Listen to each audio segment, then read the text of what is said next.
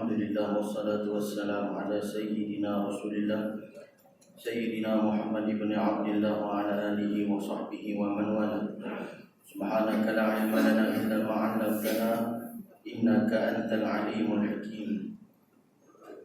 Tub 'alaina ya maulana innaka antat tawwabur rahim. Wa sallallahu ala sayyidil mursalin wa ala alihi wa sahbihi ajma'in walhamdulillahi rabbil alamin. Summa amma ba'd.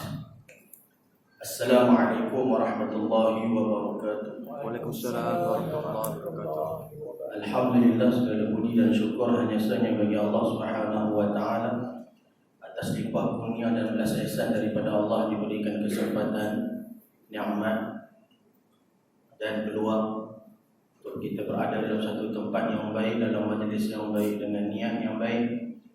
Mudah-mudahan menjadi asbab kita mendapat kebaikan dunia akhirat insya-Allah. Amin ya rabbal alamin. Saya muliakan yang ada Tuan Pengurusi, Saudara Kepimpinan Jawatan Kuasa, para asatizah, Tuan Imam, Tuan Bilal, dan juga sahabat-sahabat, ayah-ayah, ibu-ibu yang dimuliakan Allah Subhanahu wa taala. Alhamdulillah, pertama sekali kita syukur pada Allah taala diberikan nikmat berkumpul di tempat yang baik, dalam majlis yang baik. Mudah-mudahan termasuk kita dalam golongan yang disebutkan oleh baginda Nabi sallallahu alaihi wasallam. Dalam satu mafhum hadis, Nabi menyebutkan tidaklah manusia itu berkumpul di satu rumah di antara rumah-rumah Allah, yakni masjid atau surau yang sama arti dengannya, tempat yang dilakukan sembahyang 5 waktu dalamnya. Tidaklah berkumpul manusia di tempat itu. Mereka belajar tentang kitabullah, mereka mengkajinya dan mempelajarinya di antara mereka, melainkan mereka ini akan diberikan 4 hal utama yang tidak diberikan kepada orang selainnya. Maka apakah yang mereka dapat? Yang pertama, mereka akan dinaungi oleh rahmat Allah Subhanahu wa taala. Manakala yang kedua, mereka akan diberikan ketenteraman dalam jiwanya, akan diberikan ketenangan, sakinah dalam hati mereka. Yang ketiga, malaikat ikut bergabung dalam majlis tersebut. Dan yang keempat, mereka disebut-sebut oleh Allah di hadapan para malaikat sehingga selesai majlisnya. Maka nikmatnya sungguh besar. Majlis yang kita hadir ini adalah majlis yang kita sedang duduk ini, majlis yang dihadiri oleh malaikat. Sebab itulah disunnahkan kita ini untuk memakai pakaian yang baik, memakai minyak wangi, berwangi-wangian. Kerana apa? Kerana sunnahnya berada dalam majlis yang baik, sunnah berada dalam majlis yang dihadiri para malaikat. Innal malaikata ta'adza. Kata Nabi, sesungguhnya malaikat itu tersakiti dengan bau-bauan yang tidak baik. Jadi sunnahnya kena pakai yang baik-baik. Kalau tak, malaikat lari, tak mau duduk dekat dengan kita, pasal bau tak enak.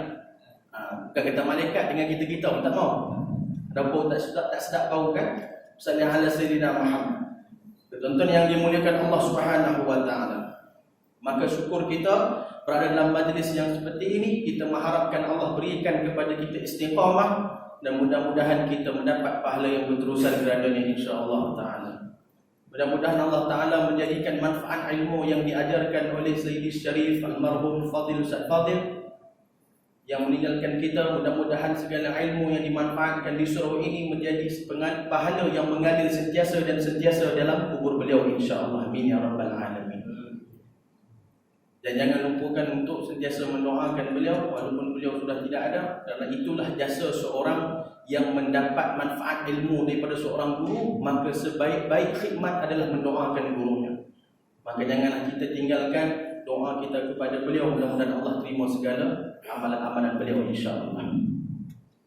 Tuan yang dimuliakan Allah taala, di malam yang penuh barakah ini, di kesempatan yang ada insya-Allah taala, saya akan membacakan sebuah kitab. Bukan baca sebuah malam ini juga baca sebuah, tak habislah. Maksudnya akan memulakan bacaan sebuah kitab yang mudah-mudahan Allah beri istiqamah. Kitab karangan ulama, kitab karangan seorang yang masyhur di kalangan ahli ilmu, iaitu sebuah kitab yang diberi nama Kitab Risalah Mu'awanah. Kitab Risalah Mu'awanah ini adalah sebuah kitab yang dikarang dan disusun oleh Imam Habib Abdullah bin Alawi bin Muhammad al-Haddad, Qutbuz Zaman, Ghawthul Ibad wal Bilad. Satu orang alim wali min awliya'illahis salihin, berketurunan Nabi Muhammad sallallahu alaihi wasallam. Habib Abdullah Al-Haddad ini, kalau kita nak cerita tentang beliau, tentang karamahnya, tentang ilmunya, tentang kelebihannya, nescaya takkan cukup satu malam untuk menceritakan kelebihan yang Allah kurniakan kepadanya. Satu orang ulama yang Allah berkati ilmunya, yang mana kitab-kitabnya diguna pakai di seluruh dunia. Imam Habib Abdullah Al-Haddad ini, Allah puji beliau semasa kecil ditimpa satu penyakit dan matanya menjadi buta. Habib Abdullah Al-Haddad ni mata dia buta sejak kecil. Mungkin pula ada orang akan tanya, kalau mata dia buta daripada kecil, macam mana dia tulis kitab? Ini macam-macam. Hari ni kita di zaman dia sentiasa bagus, berfikir tu bagus, tapi sentiasa berfikir rot. Apa yang ulama dulu sebut, dia rot balik. Bila Imam Syafi'i kata macam ni, kenapa? Hari ni zaman sekarang ni pelik kita. Di Facebook bila orang kata Imam Syafi'i sebut sunnah kita mandub, sunnah yakni disunahkan sebelum sembahyang kita melafazkan usalli fardhul maghrib, itu hukumnya sunnah. Imam Syafi'i sebut, tiba-tiba tengok komen, pasal apa sunat? Hari ni tanya balik. Hari ni Ustaz Nasyana Muhammad, saya berpegang dengan tidak sunat, itu suka hang pegang mana pun, tapi yang nak bersoal balik itu pasal apa? Inilah kita di akhir zaman. Ini tanda akhir zaman bila mana ulama-ulama yang terdahulu sudah mula dikritik. Ulama-ulama terdahulu sudah mula dikritik. Kritik bukan tak boleh, tapi yang kritik mesti ulama juga. Sebab itu adanya kritikan demi kritikan di antara ulama, maka itu kritikan yang sehat. Sebab mereka saling rot benda yang baik, benda yang sehat untuk mencari solusi. Tapi hari ini rot di antara satu sama lain, tidak lain dan tidak bukan melainkan untuk merendahkan orang tersebut. Wal'iyadzubillah. Yang kita bimbang, mereka merendahkan seseorang yang mempunyai kedudukan yang tinggi di sisi Allah Subhanahu wa taala. Hati-hati, merendahkan seseorang yang mulia di pandangan Allah, maka itu adalah satu mencabar, itu adalah satu dipanggil mencabar Allah Subhanahu wa taala. Berhati-hati. Maka tuan-tuan yang dimuliakan Allah taala, satu kitab risalah muawanah yang disusun oleh Al-Habib Abdullah Al-Haddad yang membahaskan perihal-perihal ilmu, yang membahaskan perihal-perihal hati, yang mana menjadi salah satu asbab untuk mendekatkan diri seorang hamba kepada Allah Subhanahu wa taala. Kitab risalah muawanah ini dipakai dan juga minta maaf disyarahkan, diajar oleh banyak alim ulama dan juga dijadikan sebagai satu silibus di sesebuah tempat pengajian. Kerana apa? Ia adalah satu asas bagi seseorang hamba itu, ataupun dalam kitab ini menjadi ada perihal-perihal yang asasi untuk seseorang itu sampai kepada Allah Ta'ala. Maksudnya, ia adalah tunjang, ia adalah kunci untuk seseorang itu sampai dengan lebih mudah kepada Allah Subhanahu wa Ta'ala. Bukan maksudnya kalau tak ngaji kitab itu tak boleh sampai kepada Allah. Masing-masing lah, ulama ni ada bahas kitab ni, ulama ni ada bahas kitab ni, tapi kita pilih kitab ni sebagai salah satu kitab untuk kita ambil istifadah dasarkan apa yang saya pernah belajar dan saya cuba share dan kongsikan. Mudah-mudahan dia dapatlah manfaat kepada tuan-tuan yang dimuliakan Allah Subhanahu wa taala. Jadi tuan-tuan yang dimuliakan Allah Subhanahu wa taala, bila kita sebut pasal kitab risalah muawanah ini, kita akan lihat pada perbahasan dia, yang mana perbahasan dalam kitab ini antaranya dia membahaskan berkenaan dengan bab keyakinan, dan juga membahaskan bab hati, dan juga dibahaskan bab muraqabah. Apa maksud dia? Maksudnya dia lebih banyak membahaskan perihal hati seorang hamba. Dia lebih banyak membahaskan perihal tasawuf, ataupun dipanggil ilmu tazkiyatun nafs, yakni ilmu penyucian hati. Bukan bermakna tinggalkan ilmu yang lain, tapi mesti jalan serentak. Bila mana kita nak mempelajari fardu ain, yang kita sebut fardu ain tu tidak boleh lari daripada tiga asas yang sangat penting. Pertamanya ilmu akidah, iaitu ilmu mengenal Tuhan. Kedua ilmu fiqh, yakni ilmu syariah. Dan yang ketiga adalah ilmu tasawuf, ilmu penyucian hati. Jadi ilmu penyucian hati ini adalah apa? Ilmu bagaimana kita nak memelihara hati daripada unsur-unsur yang menyebabkan rosaknya. Rosaknya apa? Rosaknya yang pertama dengan yang kedua tadi, iaitu akidah dan fiqh. Ia saling berkait. Tak boleh kita kata orang tu mengaji fiqh saja, akidah dan tasawuf tak ngaji, tak boleh. Kerana akidah, kerana tasawuf itu jugalah yang memberi kesan kepada dua ilmu yang saya sebutkan tadi. Seperti seseorang yang sembahyang, alhamdulillah dia tahu siapa dia sembah, kemudian dia jaga pula zahirnya, dia jaga bab batal, bab tak batal, bab sah, bab tak sah ni dia jaga sungguh. Tapi tasawufnya dia tak mengaji, maka akhirnya semayangnya itu ada riak, semayangnya itu ada ujub, semayangnya itu ada takabur, semayangnya itu ada sifat-sifat yang tak sepatutnya ada pada orang yang menyembah Allah.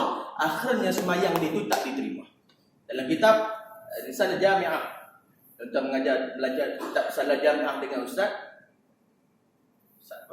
Hafiz, Salih ala Sayyidina Muhammad, dah masuk bab masih lagi dalam bab fiqh. Dia hujungnya nanti ada bab tasawuf. Minta maaf, sebelum dia ada bab akidah. Maksudnya tuan-tuan dah baca lah kitab tu lah. Apa yang disebutkan dalam kitab tu, innama yataqabbalullahu minas solah biqadril khusyuk atau biqadril hudur. Sesungguhnya Allah terima daripada semayang kita ini dengan kadar berapa banyak kamu khusyuk atau berapa banyak kamu hadir dalam semayang. Maksudnya kalau dia semayang khusyuk 2%, 2% je lah dapat pahala dia. Kalau dia semayang 1%, dia khusyuk 1% tu saja. Sebab itu pentingnya untuk kita memahami ilmu yang dibahaskan antaranya dalam kitab ini. Mudah-mudahan Allah beri manfaat. Sebab itu pengarang ataupun Al-Habib Abdullah menyebutkan dalam bab yang pertama ini, sebelum dia masuk bab niat dulu, dia masuk bab yang pertama sekali, iaitu bab keyakinan. Apakah itu keyakinan? Disebutkan dekat sini, wahai saudara, hendaklah anda selalu memperkuat dan memperbaiki keyakinan anda. Kerana bila keyakinan itu sudah kukuh dan telah menguasai hatimu, maka segala sesuatu yang lain tiba-tiba dapat terlihat dengan jelas. Seperti yang disebutkan oleh Sayyidina Ali bin Abi Talib, jika terbuka mata hatiku, maka bertambahlah keyakinanku. Jika mana keyakinan itu telah kukuh dan menguasai hati, maka segala sesuatu yang gaib tiba-tiba dapat terlihat. Dia macam mana ni? Tiba-tiba satu yang gaib dapat terlihat, nampak hantu ke macam mana? Yang dibahaskan dekat sini. Maka kita tengok balik apa yang dimaksudkan nanti. Apakah yang dimaksudkan dengan gaib yang dapat dilihat, benda gaib yang dapat dilihat. Baik. Pertama sekali, keyakinan adalah ungkapan tentang kekuatan dan keteguhan iman yang sudah mendarah daging dan menyatu dalam hati, laksana sebuah gunung yang menjulang tinggi. Kerana itu segala bentuk keraguan dan praduga tak akan mampu menghempaskannya, hingga akhirnya keduanya hilang tanpa bekas. Bila keyakinan itu telah ada dalam hati seseorang, maka setiap daripada ragu-ragu dan was-was takkan memberi kesan kepada hatinya. Sebab apa? Sebab keyakinan. Was-was ni benda yang kita selalu bahas, was-was biasa, was-was benda kecil. Sebab tu Nabi kata hati-hati dengan was-was, jangan layan was-was. Bila Nabi sebut dengan layan was-was, maksudnya benda tu penting. Kita hari ni mungkin kita anggap macam was-was benda biasa. Ada orang was-was dalam sembahyang, ada orang was-was ketika ambil wudu dalam ibadat, ada orang was-was pada benda-benda keduniaan. Okeylah, benda keduniaan tu boleh terima lagi lah. Dah masuk sembahyang tadi, parking kereta kat luar, masuk sembahyang, imam dah takbir Allahu Akbar, masuk rakaat kedua baru dia terfikir, kereta tadi kunci kita. Itu was-was juga. Dan kadang-kadang dah tayat akhir dah, tengah doa asyhadu an la ilaha illallah tu dia terlintas kat kepala dia, tadi kunci kereta betul atau bisa dompet tinggal dalam kereta. Itu was-was juga. Was-was itu daripada syaitan. Nanti kita jangan layan was-was. Kerana apa? Kerana was-was itu bila dilayan, dibimbangi, was-was itu akan menjadi besar dan akhirnya was-was itu akan mengganggu dan menjadi was-was kepada akidah. Benda kecil kan was-was tu asalnya. Tapi was-was itu boleh bawa kepada was-was akidah. Macam mana was-was akidah? Bila mana berlaku satu musibah apa-apa, dia akan datang was-was, bisikan syaitan. Sebab dia selalu sangat layan was-was dia, akhirnya dia akan mula terfikir, Allah tu ada, dia mula begitu. Allah tahu, dia mula terfikir begitu. Ini was-was daripada syaitan. Wassallallahu ala sayyidina Muhammad wa ala sayyidina Muhammad. Jadi berhati-hati dengan was-was, jangan dilayan. Jangan terlalu dilayan, kena lawan was-was tu. Terutamanya dalam bab ibadat. Bila mana kita sembahyang, Allahumma shalli ala sayyidina Muhammad, was-was antaranya Allah minta maaf syaitan nak goda kita, terutamanya bab wuduk lah. Kadang-kadang tu bila kita dah damai sini, dah nak angkat takbir, kita duduk was-was lagi, dah habis wuduk ke belum, dah batal ke belum wuduk. Bila was-was tentang batal ke tak batal, yakin ke wuduk tu masih ada. Ulama fiqh sebut bila kita was-was batal ke tak batal, tak, belum batal. Bila kita teringat, sungguh kita teringat memang kita kentut tadi, jangan lalu yakin juga. Memang dia kentut tadi satu surau dengar dia kentut, lepas tu dia tak batal, tak boleh lah. Dan memang batal lah tu. Tapi kalau misalnya ala Sayyidina Muhammad, dia tu masih lagi was-was batal ke tak batal, tak batal, cukup. Tak batal. Misalnya ala Sayyidina Muhammad. Cukup dekat tu je. Maksudnya jangan dilayankan lagi. Misalnya ala Sayyidina Muhammad. Okey, baik. Jadi bila mana seseorang itu melayan was-wasnya, dibimbangi was-was itu akan mengganggu sampai kepada was-was akidah. Sebab itu pentingnya keyakinan. Al-Imam sallallahu alaihi wasallam Muhammad Ibnu Abi Dunya, Imam Ibnu Abi Dunya ni dahsyat. Satu orang alim, satu orang ulama, Imam Ibnu Abi Dunya ini mengarang satu kitab namanya Kitab Al-Yaqin. Sallallahu alaihi wasallam Muhammad. Kitab Al-Yaqin ni ada syarahan dia. Ada syarahan dia dan diterjemahkan oleh Al-Fadil Ustaz Azhar Ibrahim di sallallahu alaihi wasallam Muhammad. Islam orangnya Fadil Ustaz Azhar, guru saya. Beliau buat satu kitab syarahan dan terjemahan pada Kitab Al-Yaqin.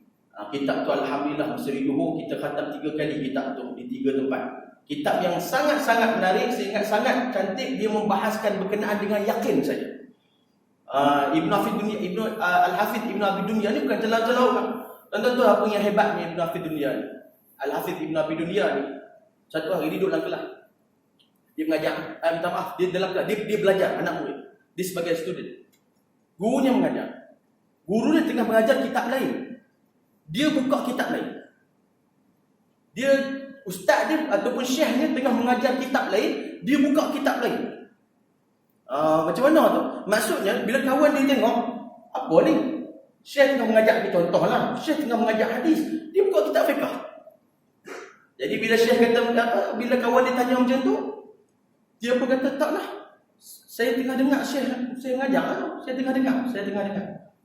Tengah dengar apanya? Buka kitab lain. Kalau hang betul tengah dengar, buka kitab Syekh mengajar lah. Saya faham buka kitab lain. Maka dia kata, aku dengar. Okey, kalau hang dengar, cerita balik apa yang Syekh sebut. Maka dia pun ulang balik satu persatu apa yang Syekh dia sebut, satu pun tak hilang huruf ataupun perkataan. Hebatnya, telinga dengar Syekh, mata tengok benda lain. Nak kata dia boleh guna dua-dua. Ibarat hari ni macam Sallallahu alaihi wasallam kalau dalam kelas, mata telinga dengar ustaz ceramah, mata tengok handphone, lebih kurang kan? Lebih kurang sama level dengan Ibnu Hafiz, Ibnu Abi Dunya lah, lebih kurang lah. Baik tuan-tuan yang dimuliakan Allah Subhanahu wa taala. Maka Sallallahu alaihi wasallam Muhammad, kitab itu membahaskan ilmu yakin atas faktor apakah Imam Al-Hafiz membuat kitab itu? Kerana nak beritahu pada kita betapa pentingnya keyakinan itu, sebab ia berkait dengan satu benda lagi dan sebati ia, yakni iman. Tak dapat tidak, tak boleh pisahkan iman dengan yakin, melainkan iman dengan yakin itu mesti sebati. Tuan-tuan yang dimuliakan Allah Subhanahu wa taala. Sebab itulah dikatakan lagi bahawa syaitan pun takkan kuasa untuk mendekati dan menggoda orang yang memiliki keyakinan. Bahkan ia lari ketakutan menyelamatkan diri daripada orang yang ada keyakinan. Seperti apa? Seperti contoh kisah Sayyidina Umar bin Al-Khattab yang disebutkan oleh baginda Nabi SAW. Inna syaitan la yafruqu min adh-dhilli Umar wa ma salaka Umar fajjan illa salaka syaitan fajjan akhar, atau kama qala. Kata Nabi SAW, sungguhnya syaitan itu takut terhadap bayang-bayang Umar. Bukan Umar, bayang-bayang. Nampak bayang-bayang Umar, syaitan Nabi Sayyidina Umar Al-Khattab. Ni Nabi sebut, bukan Sayyidina Umar yang mengatakan pasal diri dia. Nabi sebut. Nabi kata apa? Nabi SAW sebut, maka jika Umar lalu di satu jalan, syaitan takkan lalu di jalan itu, melainkan syaitan kami jalan lain. Sayyidina Umar Al-Khattab radhiyallahu ta'ala anhu wa ardah. Maka disebutkan bahawa keyakinan yang gitu atau keyakinan yang kuat ini mampu menghalang seseorang itu daripada tergoda dengan godaan syaitan. Walau macam mana pun, bukan kata kita yang kalah dengan godaan syaitan ni tak ada keyakinan. Itu jangan salah faham. Maksudnya bukan kita kata habis itu macam orang yang kalah dengan hawa nafsu syahwat ni kira tak ada keyakinan lah. Bukan tak ada keyakinan, dia ada level-level dia. Pertama sekali kita lihat dulu apa saranan Habib Abdullah Alawil Haddad untuk mendapatkan keyakinan. Maka dia susun kat sini ada 4 perkara. Yang pertama dia katakan bahawa yang menjadi asas dan pokok seseorang itu mendapat keyakinan adalah memperhatikan dengan hati, mendengarkan dengan telinga akan ayat-ayat Al-Quran dan hadis-hadis Nabi SAW yang menceritakan tentang kebesaran Allah Subhanahu Wa Taala. Itu yang pertama. Ataupun kita ringkaskan dalam satu kalimah yang lain, maknanya muhasabah. Maknanya muhasabah. Bila kita sebutkan tentang melihat atau merenung ataupun kita katakan memikirkan dengan hati serta melihat dengan mata dan mendengarkan dengan telinga, khususnya ayat Al-Quran dan hadis Nabi tentang kebesaran Allah, bermakna muhasabah. Dengarkan sesuatu yang boleh menaikkan iman kita. Seperti apa? Seperti kita mendengarkan hadis-hadis tentang kesempurnaan Allah, kesempurnaan Nabi, mukjizat serta azab yang menimpa orang yang menentang mereka dan sebagainya. Kerana hal ini mampu untuk meningkatkan keyakinan keyakinan kita kepada Allah berdasarkan firman awalam yakfihim anna anzalna alaikal kitaba yutla alaihim. Allah sebut dalam Quran dah sebenarnya, iaitu Allah sebutkan dalam Quran seseorang yang mana merenung ayat Al-Quran, seseorang yang membaca Al-Quran yakni dengan memerhatikan maknanya mampu untuk meningkatkan imannya, mampu untuk meningkatkan keyakinannya. Sebab tu, tapi kenapa hari ini pasal orang dengar ayat Al-Quran, orang dengar ayat Al-Quran, orang dengar hadis Nabi tapi tak meningkatkan keimanan dia pun? Pasal dia dengar dalam keadaan kurang ajar. Oh, tu bahasa dia. Dia tak boleh pakai ilmu dah. Pasal ayat Al-Quran, pasal dia dengar dengan cara yang kurang ajar, dia dengar dengan cara tidak ada adab. Sebab tu saya sendiri cukup menentang, saya cukup tak setuju kalau kenduri kahwin kau pasang ayat Al-Quran. Jangan pasang ayat Al-Quran dekat kenduri kahwin. Orang tak ada adab dengan ayat Al-Quran. Tak ada adab. Bila mana dibacakan ayat Al-Quran, dibukanya ayat Al-Quran, orang bersembang, maka itu tidak ada adab dengan ayat-ayat Allah Subhanahu Wa Taala. Bila mana dibukakan ayat-ayat Al-Quran, orang boleh menjerit-jerit, panggil orang, pinggan habis, lauk habis. Dia boleh jerit-jerit time tu sedangkan ayat Al-Quran tengah dibacakan. Itu tidak ada adab dengan ayat Al-Quran. Maka macam mana pula kita boleh menyangkakan yang kita akan mendapatkan pengajaran daripada Al-Quran sedangkan kita mendengarkan Al-Quran dengan cara tidak ada adab dengan Al-Quran tersebut. Maka kalau kita nak tahu tentang benda itu cara lebih dan lebih detail dan cara lebih menyeluruh, boleh tengok dalam kitab At-Tibyan fi adab fi hamalatil Quran, kitab Imam Nawawi rahimahullah taala tentang ada adab dengan Al-Quran. Wa idza quri'al Qur'an fastami'u lahu wa ansitu la'allakum turhamun. Kata Allah Taala, wa idza quri'al Qur'an, bila dibacakan Al-Quran kepada kamu, fastami'u lahu, dengar, wa ansitu, dan diam, la'allakum turhamun, agar kamu mendapat rahmat daripada Allah Subhanahu Wa Taala. Komen-komen sepanjang pun leno pun tak apa dengan sembang. Dia dengar ayat Quran. Tak sungguh. Leno tak apa lagi, tapi dengan sembang ketika dengar ayat Al-Quran, dibacakan ayat Al-Quran, maka dia tidak ada adab dengan ayat-ayat Allah Subhanahu Wa Taala. Tuan-tuan yang dimuliakan Allah Subhanahu Wa Taala. Jadi itu yang pertama. Yang kedua pula adalah memperhatikan segala ciptaan Allah yang indah dan menakjubkan yang ada di langit ataupun di bumi. Ini namanya tafakkur. Jadi yang pertama muhasabah, iaitu dengan mendengar ayat-ayat, tadabbur, dengan kita memerhatikan ayat-ayat Al-Quran tersebut. Yang keduanya kita tafakkur. Tafakkur ni duduk sorang-sorang, tengok laut, tengok langit, tengok segala ciptaan Allah Subhanahu Wa Taala. Hebatnya orang yang dekat dengan Allah, setiap benda yang dia tengok mendapat hasil. Saya pernah mulazamah ni apa maksud dia? Mulazamah maksudnya pernah bersama dengan satu orang ustaz ni, atau kalau bersama maksudnya saya join dengan dia untuk pergi musafir. Kita lalu di tepi, maksudnya di tepi macam sawah dan sebagainya. Bila dia tengok sawah tu ada orang-orang tengah diri tu. Orang-orang tengah diri. Orang-orang tu lah, maksudnya dekat bendang tu lah kan. Jadi yang biasanya untuk takutkan burung dan sebagainya, takutkan binatang. Jangan salah peluk. Dan peluk ingat Puspawangi. Datuk nikah kahwin pun sama aja. Kenal sungguh kat Puspawangi tu. Jadi bila mana dia Lalu kami tengok, kami nampak benda tu. Lalu ustaz tu sebut, dia kata apa nampak dah, dia kata. Nampak orang tu. Jadi kami pun mulalah macam benda tu, kita ceritalah manfaat dia, apa kegunaan dia, apa semua gini. Tapi dia senyap dia. Ustaz tu dengar je apa kami tu. Lepas tu ustaz tu sebutkan kami. Dia kata apa? Dia kata hebat dua orang tu. Kejut lah. Apa yang hebat? Dia kata hujan mai, panas mai, ribut mai, dia tak berubah macam tu. Kan bagus kalau iman kita macam tu. Dia boleh ambil pengajaran daripada orang-orang. Kita yang lalu ni tak nampak apa-apa. Tu yang kata dahsyat. Dia tengok langit, dia ada dapat pengajaran. Dia tengok ayat terjun, dapat pengajaran. Dia tengok apa pun dapat pengajaran. Subhanallahil-azim. Dan tuan bayangkan, pengikut Nabi Isa, Hawariyun, dia lalu nampak ada bangkai anjing. Ada bangkai anjing. Dalam kitab Fawaidul Mukhtarah disebutkan. Nampak bangkai anjing. Jadi bila dapat bangkai anjing tu, pengikut Nabi Isa sebut lah, busuk lah bangkai ni.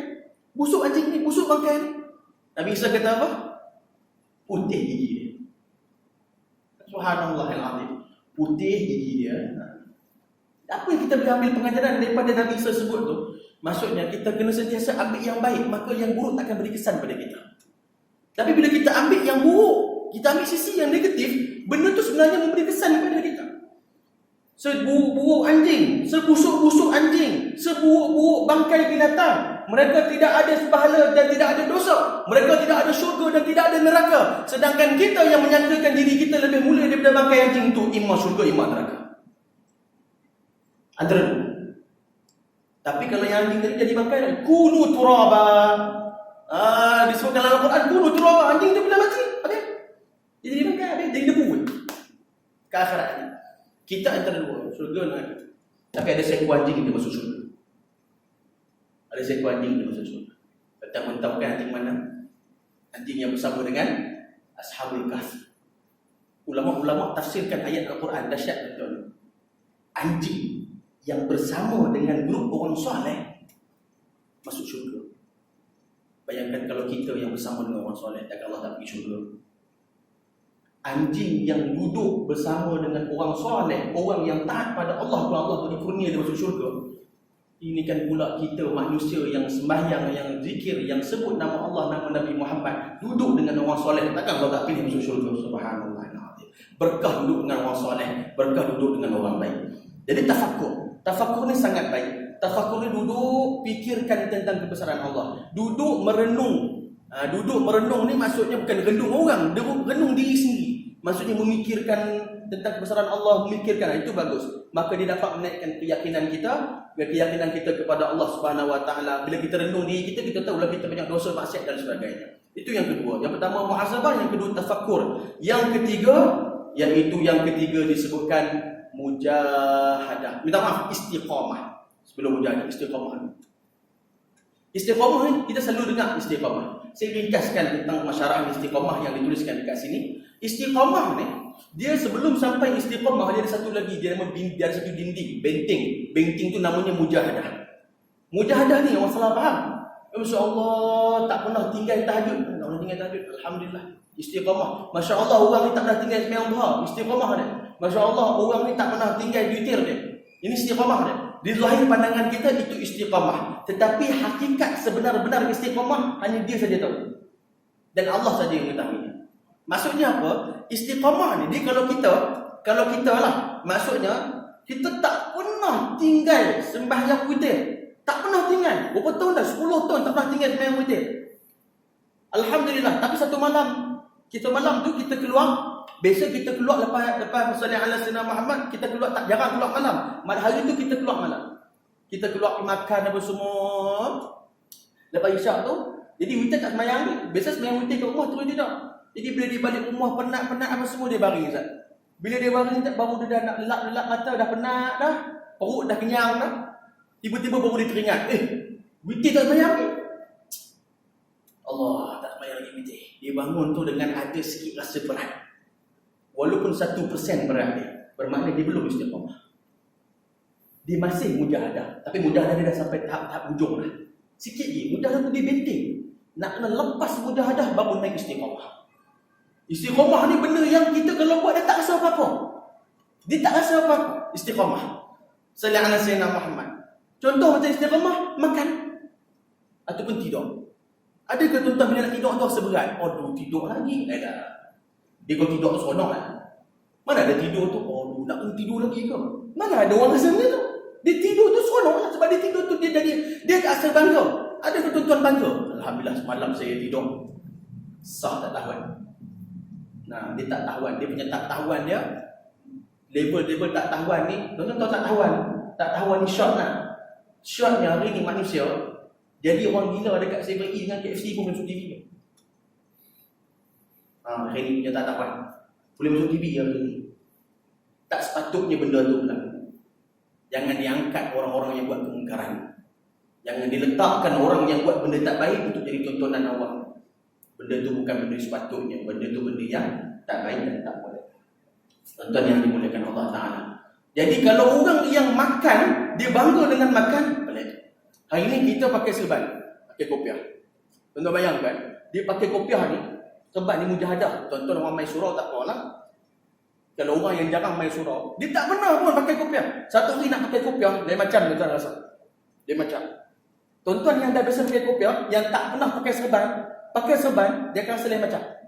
Masuk surau tu rasa macam besar kepala. Dia macam. Orang akan tengok pula, besar serban ni lah. Dia rasa lain macam sikit serban ni. Awal-awal tu dia rasa lagi. Itu mujahadah. Lawan lagi. Lawan. Ada orang kata takut riak dengan pakai. Itu silap. Itu syaitan punya godaan lah tu. Ada pula pun takut riak jangan buat. Dia takut riak, lawan riak sampai tak riak. Itu yang Imam tadi sebut dalam kitab Minhajul Abidin. Lawan riak sampai tak riak. Hari ni ada orang kata riak. Saya tak buat lah sebab takut riak. Itu yang pakai tak main semain Jumaat, tak main semain Jumaat sebab takut riak. Salah dalam pemahaman dia. Salah semua. Tuan-tuan yang dimuliakan Allah Subhanahu Wa Taala. Pakai.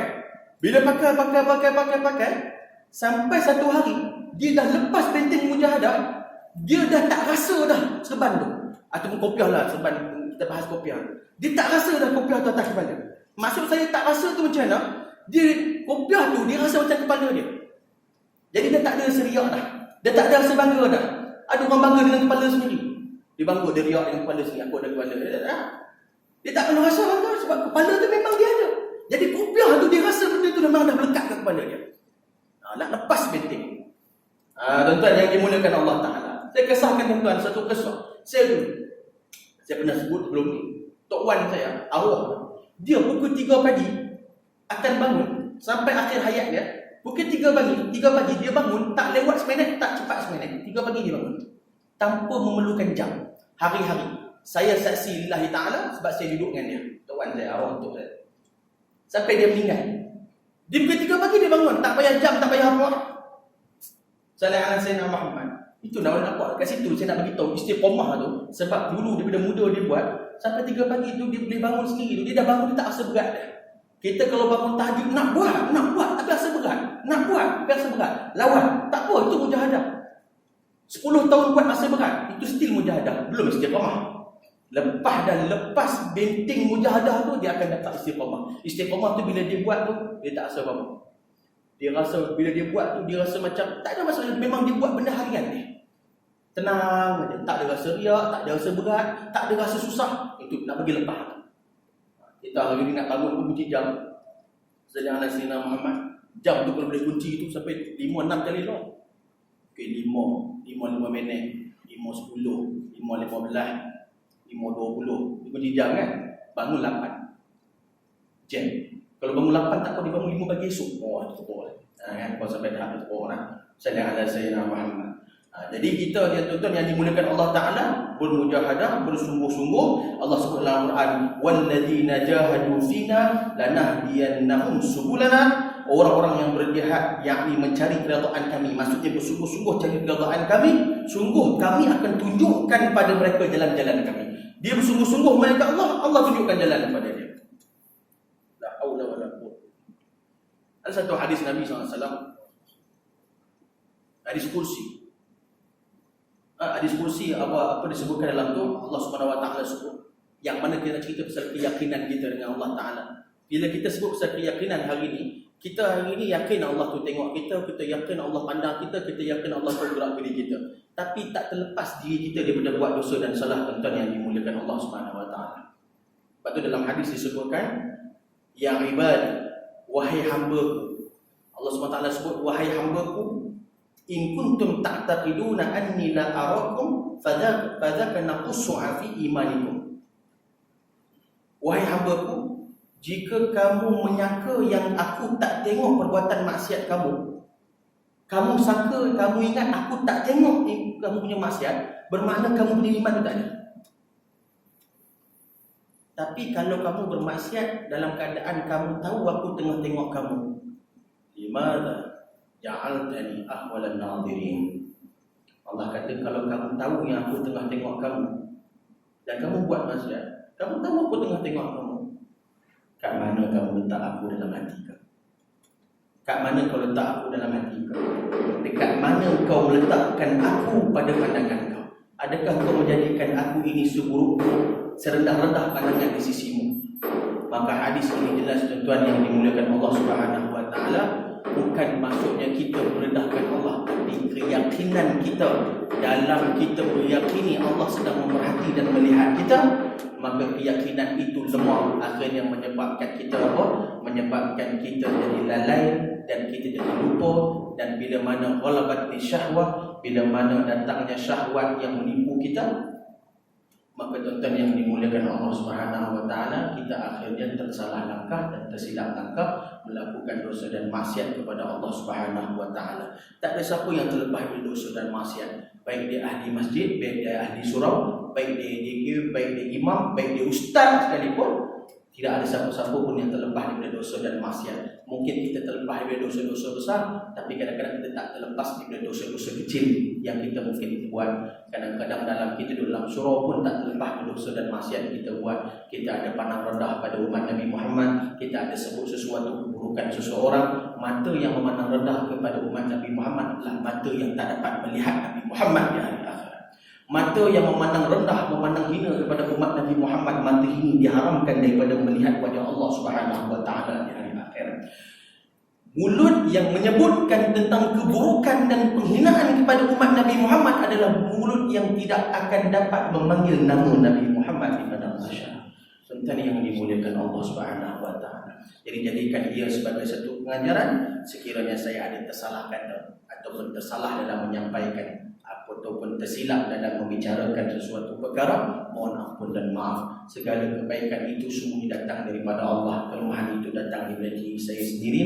Dan mudah-mudahan Allah SWT memberikan taufik dan hidayah kepada kita semua, khususnya untuk kita menambahkan amal dan khususnya untuk kita memperbaiki amal kita untuk kita masuk ke bulan Ramadan yang akan datang ini. Mudah-mudahan Allah beri kesempatan untuk kita berjumpa Ramadan, dan andai kata ini Ramadan yang terakhir untuk kita, mudah-mudahan Allah jadikan kita ini orang yang sungguh-sungguh dalam Ramadan, dan Ramadan itu adalah Ramadan yang terbaik sepanjang hidup kita, insya-Allah. Amin ya rabbal alamin. Setakat itu sahaja aku qouli hadza wa astaghfirullahal azim li wa lakum, wa billahi taufiq. Wassalamu alaikum warahmatullahi wabarakatuh. Wal afwan minkum.